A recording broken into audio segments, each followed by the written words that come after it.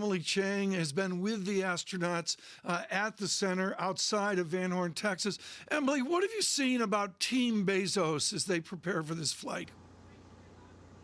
The energy here, Tom, is palpable. And as they prepare to load into that crew capsule, we're told it's going to be a very sensory experience for them. They're going to hear the engine venting, and suddenly it's all going to become real, that they are going up to space in a matter of minutes. And as you said, it's a quick 11-minute flight. I think about it like a couple of roller coasters back to back. So it's going to be quick, and it's hopefully for Jeff Bezos going to be his dream come true, a dream come true for Wally Funk. And, perhaps once they go and come, they will have that experience of change, that astronauts report, of seeing that spectacular view of Earth that you can only get from outside the atmosphere. Jon Ferro mentions Ms. Funk at 82 years old. Tell us of the medical care for an 82-year-old with 3 Gs going up and 5 or 6 Gs coming down.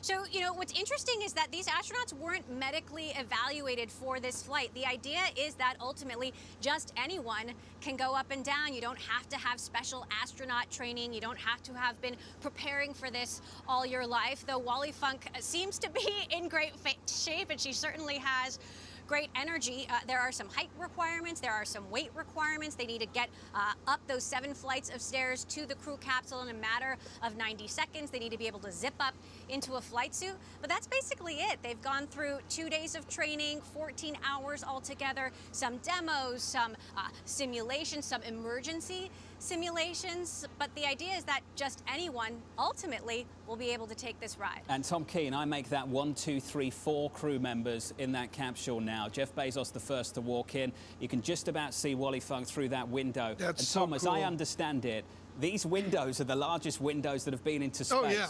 Because let's be clear about this. For any tourist going into space, going past the Kármán line, you want 2 things. You want that experience of zero gravity, and you want to be able to experience that full view of the curvature of the Earth. And that's what that design is for.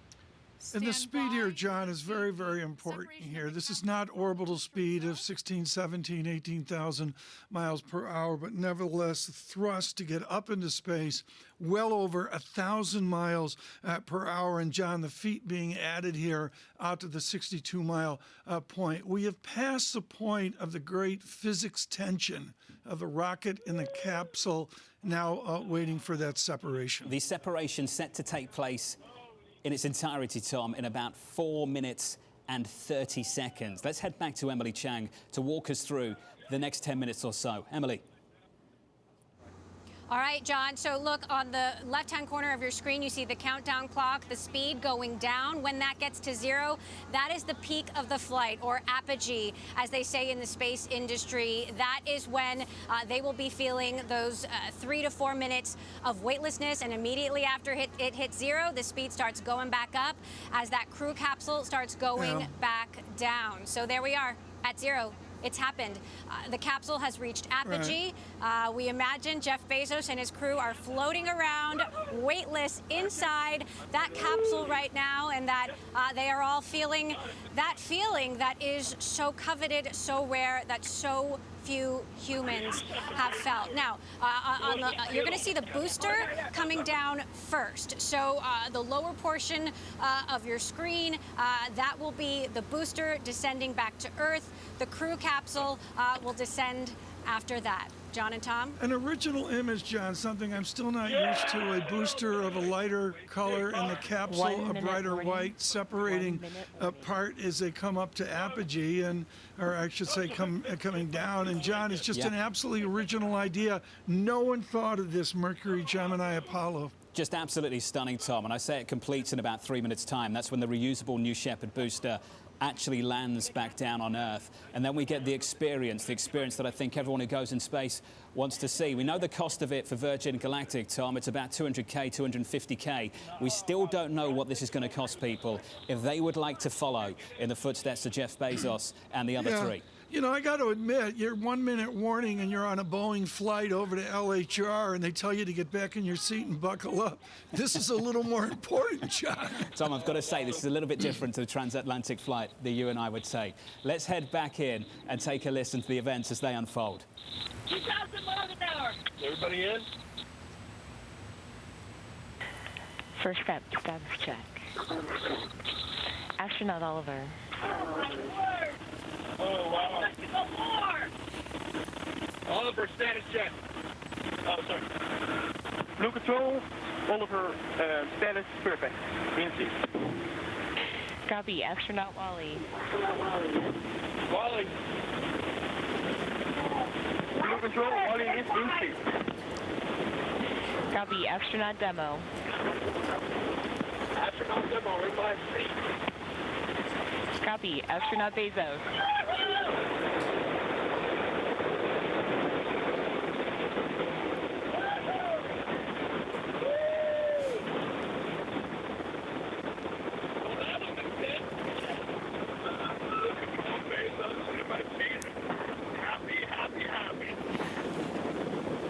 Copy.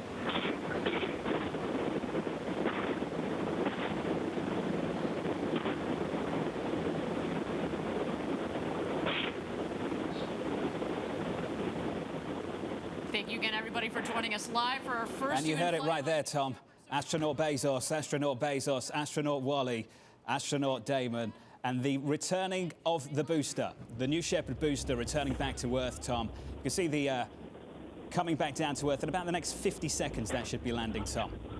On radio, it's just absolutely extraordinary. The flames now hitting on the ground, the booster landing here. I will have to see where it is in the market. Looks pretty good right now. John, let's let the smoke clear before we go back to Emily Chang to be sure. Yeah, look at that. Booster John. touchdown, Tom. It's just amazing. It's phenomenal, isn't it? It's like parallel parking on Fifth Avenue. Yeah, some can do it and some look, to be can't. honest, you and I can't do it. Let's confirm that right here for our audience. Emily Chang, let's bring you back into the conversation. The reusable New Shepard booster is back on Earth. Just walk us through what's taking place right now in the capsule. The booster is back on Earth, and as it was coming down, we heard that sonic boom that we knew we would hear if everything was going right. It landed safely the way it was supposed to on the launch pad, and it looks like it's ready to go back up there. John, the key is reusability, bringing that cost down, using these rockets over and over again. When that booster landed, we heard cheers from the crowd. You've got a lot of devoted people, employees who have been working here for years, watching this, and now we are watching that crew capsule float on down. Those are the drogue parachutes, the small parachutes that are used especially for vehicles at very, very high velocity. They're designed to slow that capsule down as it speeds back towards Earth, and these are the main parachutes. We're looking for full inflation here of the main parachutes that will slow the capsule down as it approaches Earth to bring it in for a safe landing. The retro thrust system will kick in, basically pushing out a cloud of air below the capsule, and we expect it to land in a cloud of desert dust. Look at that, it's getting closer and closer to the ground, just 1,600 feet above the ground right now. You can imagine this is the culmination of a live stream for Jeff Bezos, for Wally Funk, as John, you've been talking about, an icon of aviation for Mark Bezos, Jeff Bezos' brother, and for 18-year-old Oliver Daemon. There you see the crew capsule descending back to Earth. There are multiple vehicles on the ground in a grid pattern waiting to zoom in as soon as touchdown happens here. Emily, thank you. That capsule, Tom Keene, 800 feet away. It's just amazing to see, and of course the debate of land versus sea 40 and 50, 60 years ago, and now routinely done on land. Let us listen in right now.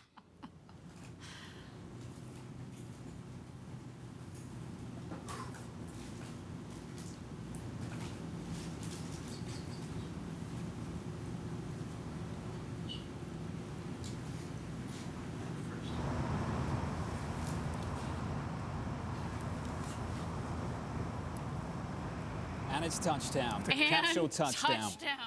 Tom Keene, that looks successful to me. I don't know about you. Yeah, we'll have to see. I believe it is successful. Amazing to me, John, to see the speed of which they seem to be dropping, and yet a very gentle landing. I can count 1, 2, 3, 4 individuals working on opening up that capsule, Tom. It's going to take a couple of moments, I think. You can just about see Jeff Bezos inside the capsule, waving around and giving the thumbs up as we wait for that to open up. I want to bring in our colleague, Emily Chang, as we await this moment. Emily, your thoughts on what's developed in the past hour? John, Tom, I mean, we all have covered a lot of stories in our lives.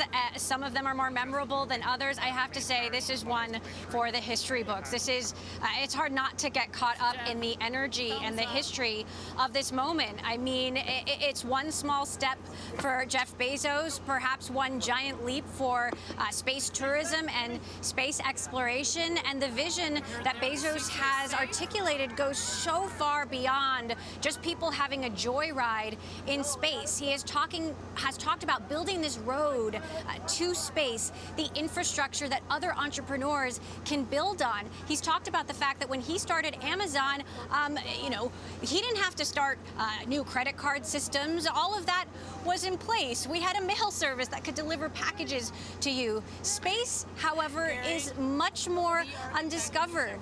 There is no infrastructure. He wants to build that infrastructure so space entrepreneurs of the future can build a whole new generation of Amazons out there. And so it'll be interesting to see what he has to say as he steps off this flight and whether or not the experience has changed him or this vision at all. But you know, obviously this is a suborbital flight. Blue Origin working on orbital flights with the New Glenn. That will be their next big project. We spoke to a lead designer who said they're on track for that to be done before the end of next year. So who knows? Jeff Bezos could be up there again on an orbital flight. I believe that hatch door is about to open any moment now to see who comes out of that capsule first. The astronauts inside are standing up. They're standing up, Tom, as we await that door to open, perhaps in the next couple of seconds. They're going to descend down, John, and, you know, it's going to be a great moment. The stairs, John, frankly, look like the ones we have for the Gulf Stream. The hatch door has opened to the capsule, Tom. Exiting first is Jeff Bezos, donning that cowboy hat that he's been wearing over the last week or so, Tom. After him, the first teenager, the first human flight, the youngest ever astronaut there, Tom. And there you go. Tom, we keep talking about this moment. For the 82-year-old aviation icon, just phenomenal. And his brother, the last out of the capsule.